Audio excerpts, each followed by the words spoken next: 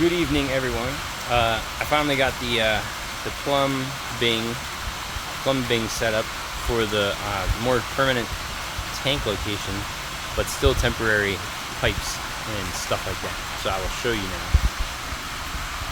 Here we have the water tank in its new location. I put the intake back. I had to lower the pump like crazy because, you know, this tank is 4 feet deep. So this pump is great for pushing, but it's not great for pulling. And they said that when I bought it. I can't remember what the total pull is, but as you can see, it's going 4 feet down. The water tank is not that full, so that's also going to help when it gets all the way full. It'll have less, less gravity to pull against. So right now, I don't know how full it is. Maybe a quarter full or a third. But I originally had I had the pump way up here where it used to be, and it just would not. It wasn't. I primed it, but it wasn't pulling.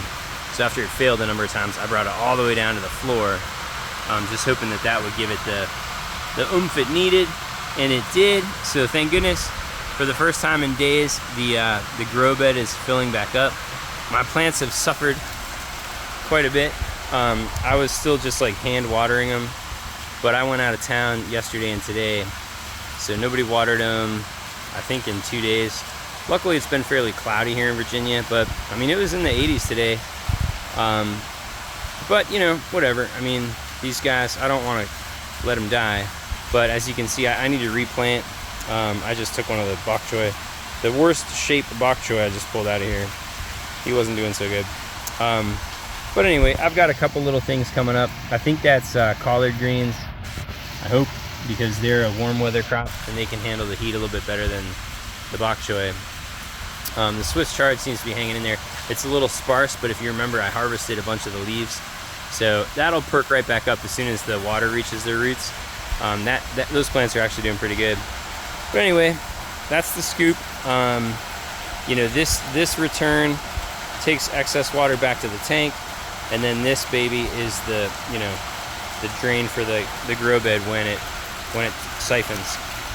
So unfortunately, I don't remember if I told you guys this in the previous video.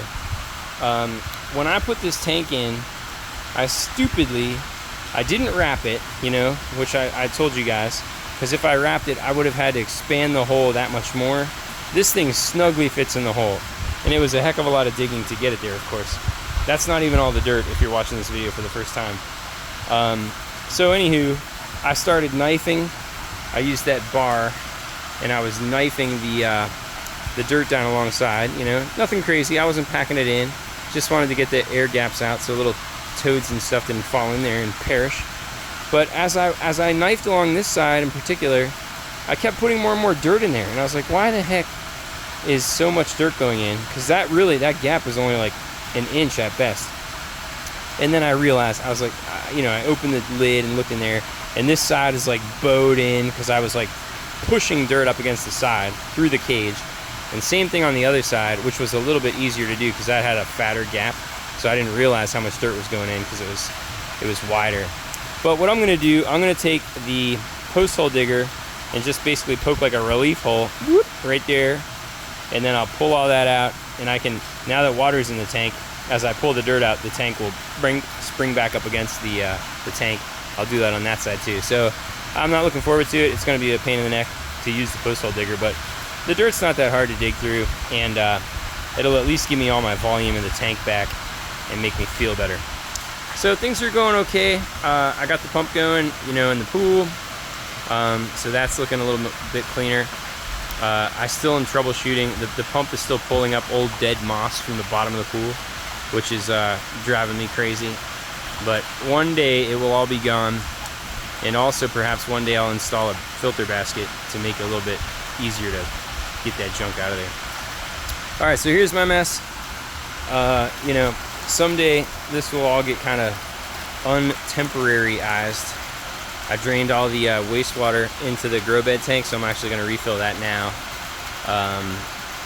I got saran wrap over it to keep the mosquitoes out.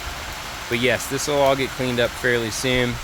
My grow beds are here waiting for clean pea gravel. and we'll get this baby going over time. That's all. Thanks for watching. Blah, blah, blah.